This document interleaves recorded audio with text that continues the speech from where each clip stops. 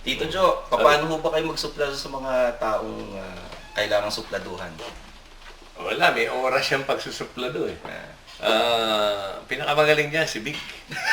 Si Vic ang master niya yan. Pero hindi naman suplado yun eh. Yung style lang niya, parang ganun ang tingin ng tao, pero hindi ganun yun. Na-misinterpret lang ho? Oo. Actually, pinagtatanggol ko lang. Okay. Mahirap yan, mahirap Mahirap ang yan. suplado. May mga suplado tips ho ba kayo para sa mga nasa website na to ngayon? Well, ang pinakasimple kaya lang baka mabuking ng mga tao eh.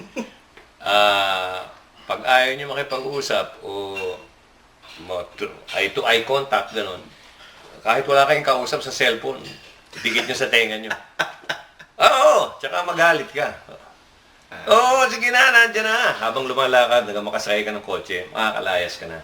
Supladong-suplado dating mo. Okay yun Tito Jo, parang nabasa ko yun sa blind item sa tabloid dati. Hindi, pero hindi. Kaya nga ayoko sabihin eh. Pero hindi, nangyayari eh. Well, pasensya na yung ibang matamaan nun dahil minsan pagod talaga o nagmamadali. Minsan naman, bumabati naman ako parang, basta ka na. Kinakausap ko yung nasa cellphone. Basta na. Okay. Ganun pa rin. Dire-diretso. Okay. Salamat po, Tito Joey. Stanley Chi. Suplado. Watch. Kung saan? Hindi, suplado nga eh. Palapin nyo.